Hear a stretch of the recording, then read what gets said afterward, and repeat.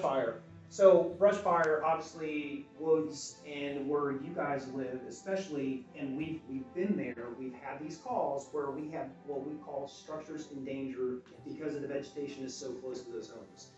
We are very aggressive with how we operate with brush fires.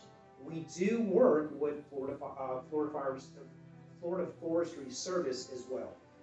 But here's the deal: we get there, we have to mitigate that for a good, sometimes up to an hour before forestry can actually come on scene. Now they come with their big plows and they help out with what we call they kind of loop the fire to kind of have a containment area for it.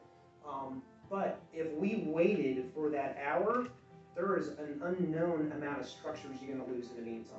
So just to say that we'll have a brush truck, we'll go to that brush fire, and then we'll wait for a forestry service to arrive on scene to help finish everything. That to me tells me that you just never even been on a brush fire to even make a statement like that. We've had the Mother's Day fires, and you've been in the village for a long time. So years ago, we were out there for days with that fire.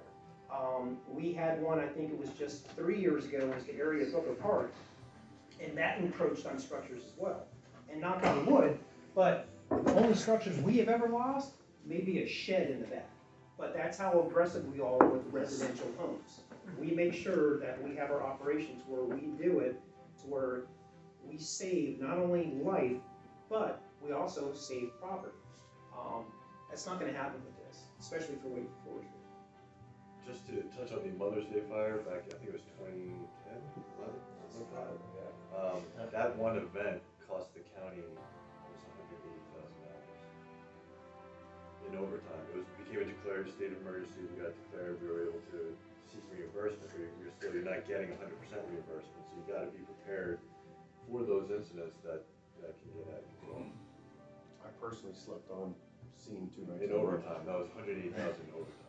Yeah, we sleep. Yeah, we rove with 4-wheelers. We're constantly being proactive with those type of calls. I actually participated in that as a volunteer. I was out there with my shovel putting out hot spots Yeah. after it had gone through. Yeah. Personnel, the amount of people that are necessary for that, evacuate homes and evacuate schools and fires encroaching in the area. Well, plus So it's just the manpower, and this is when we have pumps in the truck with the farmers over help. We cannot do it with just one fire engine and 2 rescues. Yeah, and so $180,000 in overtime a month.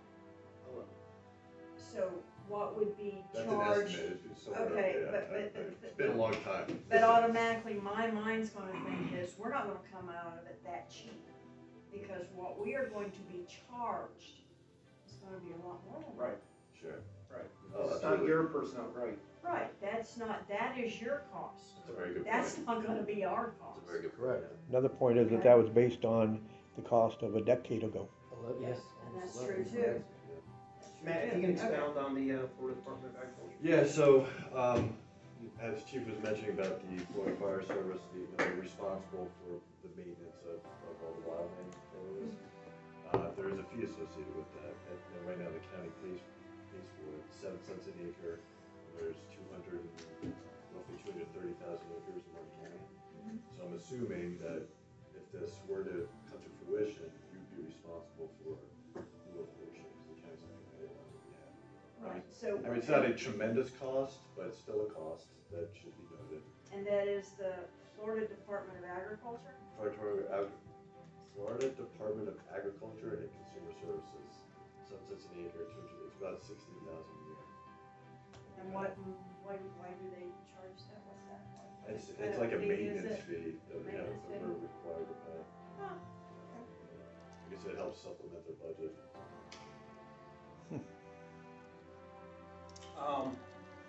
Next is Lifestar. Christian, you want to run on that? Yeah, so just like our special operations team, Lifestar is another special operations that we have. That is a private-public partnership that we use with PHI as our vendor. They supply the aircraft, the mechanics, as well as the pilots, because there's obviously a lot of training that goes on with that. We supply the building for them to house the aircraft and the pilots, as well as our own personnel. Currently, we have a team of 16 individuals that are specially trained to function on that team. We have 2 paramedics on it, some of them are also nurses. So not only do we do scene transports for the calls such as your son had, they do inter-facility transports, they do multiple things. They're all our critical care EMT, I'm trying to remember the acronym for it. CCE and CCT, EMPs, and it's transport, so it's a very specialized training, the things that they can do. They can do anything from basic things that you would see in an emergency room operation setting, such as they can do above and beyond stuff, so they can paralyze you, they can special medications type stuff. So once again, you guys have this, in the state partnership, so you have this service. So in order for us to be able to use that service or utilize that in our situation, it would come at a cost. This one's a little, this is, this is I'll let funded Matt talk about through this general one. fund. This is countywide, it's a countywide service. This isn't, Oh, this is okay. outside the fire MSTC already paying for it. Okay, Yeah. And I don't know if that would change under this arrangement. I don't know if Okay. they would parse it out or, I don't know how it would Okay. work. But here's where Lifestar comes into play. You have to recognize when you need it. That comes with a level of training. So we can go up on, trauma-related call, and it could be at FPNL, it could be a long fall. And sometimes when you go up, and if you don't assess properly, and you can see somebody and they're talking to you, and you're like, hey, you're okay, let's go ahead and put them on the backboard, get them in the truck, and we'll just drive them to the hospital. But if you don't properly assess them and realize, well, how long was that fall? First off, how old are you? What kind of medical history do you have? Did you lose consciousness when you did fall? And then you start going through all these checklists, and you're like, this is a trauma alert, which means I now need to call Lifestar. And if you don't, and there have been people in the past that have made mistakes on scene, and they didn't recognize it, and they went by ground, and they ended up bleeding out, and they didn't get there in time.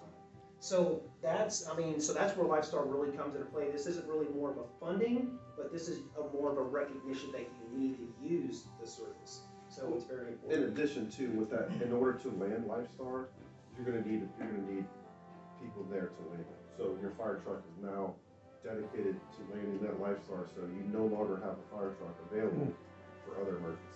Because that's something that we do. So anytime we have an instance of if Kevin was on the engine in Indiantown and there's multiple units on scene, we call another unit from in town specifically just to land the helicopter. lanes on engine use. but So- if we have this automatic aid agreement with you guys, then we would be able to depend on you guys, but it would cost us money. Again, it's So- before fee. Correct.